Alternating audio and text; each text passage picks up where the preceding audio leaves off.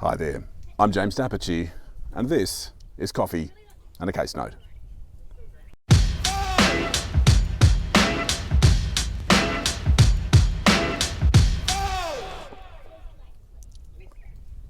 Team, today we're going to find ourselves talking about a deal entered into in 2001, and that deal was entered into by a number of shareholders, and each of those shareholders was themselves a company, and each of those shareholder companies were themselves freight services providers. They drove trucks around and all that sort of thing.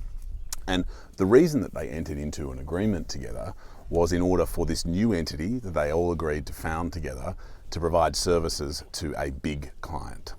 And one of the disputes we're going to be dealing with today is the fact that in 2001, when everyone came together to make this deal, they all decided that they were going to provide these services. And then in 2012, things changed. And what we're going to get into today is the complaints made by the plaintiffs about the effect of these 2012 changes and whether the 2012 changes were in fact a breach of that 2001 agreement, or in the alternative, whether they were a breach of some of the fiduciary obligations arising between the parties from that 2001 agreement. Forgive me. What was this all about? So in 2001, we have these freight services providers who come together, and each of the companies themselves enter into this arrangement. And as you might expect, in businesses of this kind, each of those companies is essentially the corporate face of various individuals. And so those individuals each became directors, or many of them became directors, of the new company founded in 2001. Now, the way this new company, NewCo, we might call it, does its work is that NewCo provides services to the big client. And the way NewCo provides those services is that each of NewCo's shareholders, each of these individual companies, provides trucks.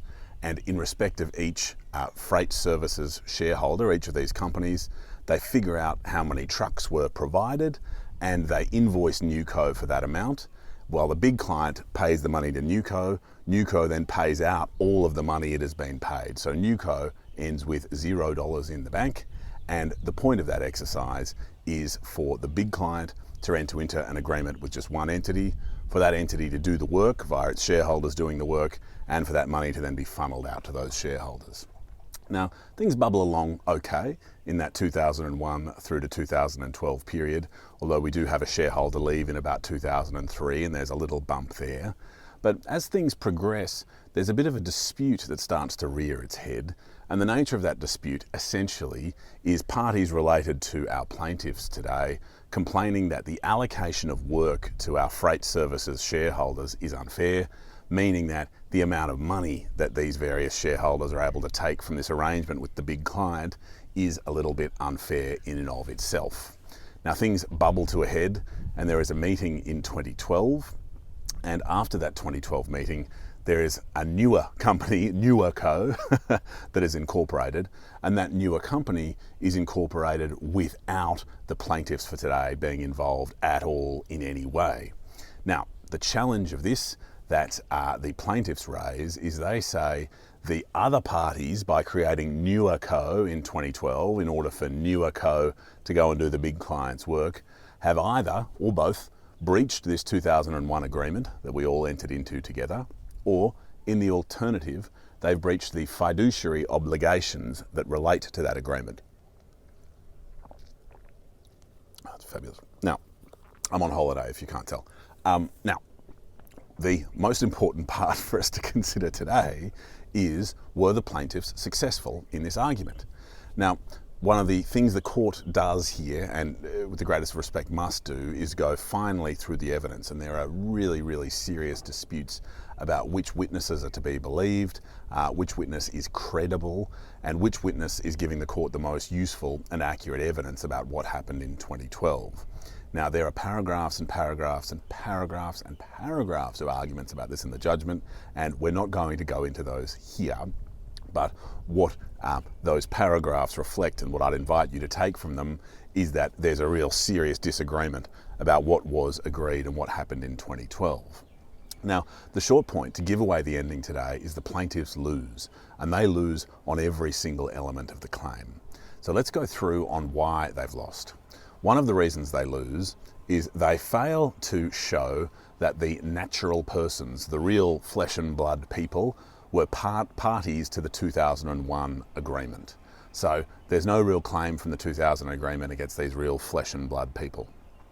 The second thing they fail to show is that the companies, each of which was indeed a party to the 2001 agreement, are not in partnership.